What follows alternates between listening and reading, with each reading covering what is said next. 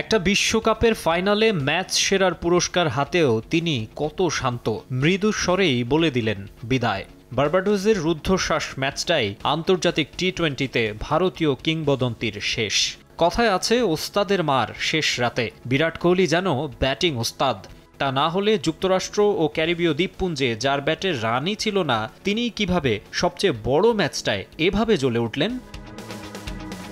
1-4-0, 24-37-0 আর 9। এবারের বিশ্বকাপে ফাইনালের আগে কোহলির খেলা ইনিংস ছিল এমন, কিন্তু দারুণ একটা গল্পের শেষটা বিরাট লিখেছেন নিখুঁতভাবে। তাই তো 7 ম্যাচ মিলিয়ে যেখানে তার রান ছিল 75, ফাইনালে করলেন গুনে গুনে 1 রান বেশি, খেললেন 76 রানের ম্যাচের ভাগ্য গড়ে দেয়া ইনিংস।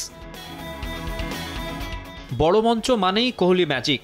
এর আগেও প্রায় সব আইসিসি ইভেন্টের শিরোনামে ছিলেন তিনি।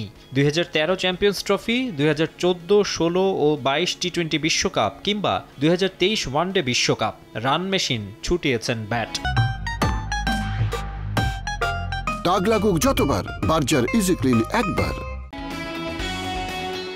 2011 ওডিআই বিশ্বকাপ আর 13 চ্যাম্পিয়ন্স ট্রফিতে ভারত শিরোপা জিতলেও মেইন ম্যান ছিলেন না তিনি। আর এরপর কয়েক দফা সেমিফাইনাল আর ফাইনালেই থামতে হয়েছে। দীর্ঘ অপেক্ষার অবসান ঘটিয়ে আরাধ্য ট্রফিটা এবার তুলে ধরতে পেরেছেন।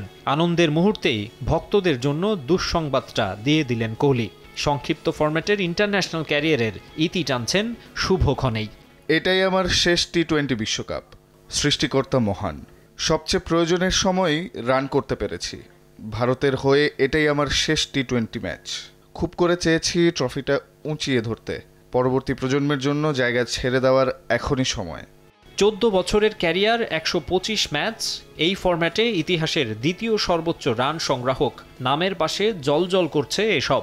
তবে সব কিছু ছাপিয়ে এবারের বিশ্বকাপের ছবিগুলো স্মৃতির ফ্রেমে বাধাই করে রাখবেন কিং কোহলি। মাকসুম আলম খান, সময় সংবাদ।